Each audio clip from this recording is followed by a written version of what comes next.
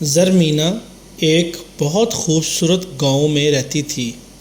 اس گاؤں میں ہر طرف ہریالی تھی، خوبصورت پھولوں اور ٹھنڈے میٹھے پانی کے چشمے بہتے تھے۔ اس گاؤں کے لوگ بہت اچھے تھے، مل جل کر رہتے تھے۔ ہر تہوار پر یہاں بہت رونق ہوتی تھی، پکوان پکتے تھے۔ زرمینہ اور اس کی سہیلیاں مل کر گاؤں کی سیر کو نکلی تھیں۔ درختوں پر لگے ہوئے امرود اور بیر توڑ توڑ کر کھاتی تھیں۔ کسی بھی چھوٹی بچی یا بچے کو درخت پر چڑھا دیتی تھیں اور وہ بیر اور امرود توڑ توڑ کر نیچے پھینکتا تھا۔ وہ جھولیاں بھر لیتی تھیں اور پھر سب آپس میں تقسیم کر لیتی تھیں۔ گاؤں میں ایک اسکول تھا جہاں صبح سویرے سب بچے مل کر اسکول جاتے تھے۔ ان کی تمام ٹیچر انہیں بہت محنت سے پڑھاتی تھیں۔ عرض کہ اس گاؤں میں ہر طرف امن اور سکون تھا۔ چاندنی راتوں میں لڑکیاں اپنی ماں کے ساتھ گاؤں کی سیر کو جاتیں۔ چوپال میں بڑے بوڑھے یعنی بزرگ پرانے زمانے کے قصے اور کہانیاں سناتے تھے، جسے لڑکے بڑے شوق سے سنتے تھے۔ لیکن کچھ عرصے سے گاؤں میں ایک پریشانی کی لہر دوڑ گئی تھی، کیونکہ گاؤں میں چوریاں ہونے لگی تھیں۔ زیادہ پریشانی اس بات کی تھی کہ گاؤں میں کوئی بھی اجنبی شخص نہیں آیا تھا جس پر شک کیا جا سکتا ہو۔ گاؤں والے تو سب ایک دوسرے کو عرصہ دراز سے جانتے تھے۔ انہیں پتہ تھا کہ گاؤں کا کوئی بھی بچہ یا بڑا چوری نہیں کر سکتا، تو پھر یہ کس کا کام تھا؟ سب اپنے اپنے طریقے سے کھوج لگانے کی کوشش کر رہے تھے، لیکن ناکام ہو رہے تھے۔ چاچا راجو کی قیمتی کپڑوں کی گٹھری، جو وہ صرف شادیوں پر یا پھر کسی خاص تہوار پر پہنتے تھے، زرمینہ کی امی کے چاندی کے جھمکے، تازہ گل کا 5000 کا نیا نوٹ اور گل لال کا سونے کا ہار، آخر اتنی چیزیں کون لے گیا؟ سب پریشان تھے۔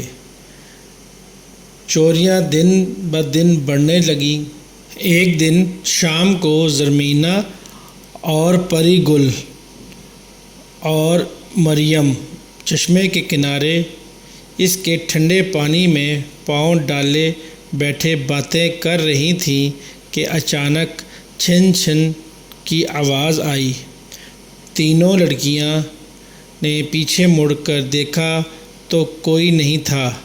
وہ خوف زدہ ہو گئیں۔ امی نے کہا تھا کہ اندھیرا ہونے سے پہلے ہی واپس آ جایا کرو۔ مریم بولی، ہاں، آج باتوں میں پتہ ہی نہیں چلا کہ کب اندھیرا ہو گیا۔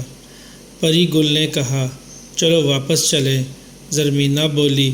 وہ تیزی سے چلتی ہوئی واپس جا رہی تھی کہ اچانک مریم بولی، وہ دیکھو، ادھر دیکھو، درختوں کے جھنڈ کی طرف کیا چاچا راجو بیٹھے ہیں؟ تینوں نے ادھر دیکھا۔ انہیں چاچا راجو کی خوبصورت پگڑی صاف نظر آ رہی تھی۔ وہ حیرت سے دیکھی جا رہی تھیں کہ انہیں پھر چھن چھن کی آواز آنے لگی، اور وہ آواز بہت قریب سے آ رہی تھی۔ اس سے پہلے کہ وہ ڈر کر بھاگ جائیں، چھن چھن کی آواز ان کے بالکل سامنے آ گئی، یعنی ایک بندر۔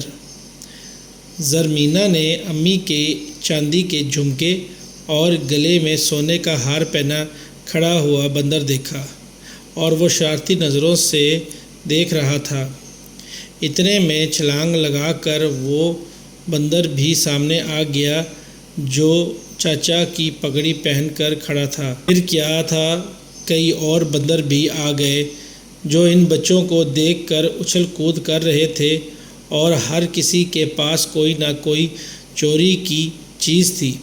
پہلے تو وہ تین حیرت سے کھڑی رہیں، پھر ایک دم انہیں بہت زور سے ہنسی آ گئی۔ یہ بندر تھے جو اتنے دنوں سے گاؤں والوں کی پریشانی کا باعث بنے ہوئے تھے۔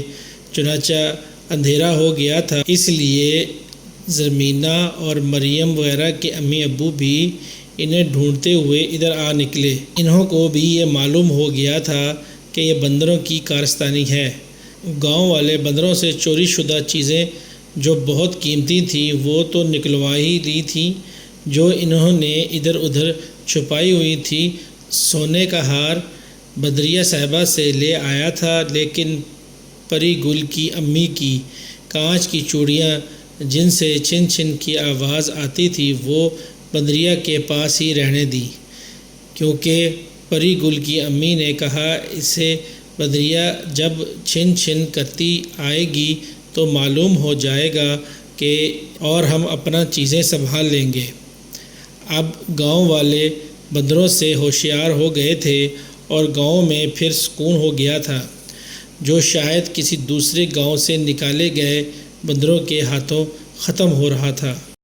Please subscribe my channel, press the bell button, like and share. Thank you for watching.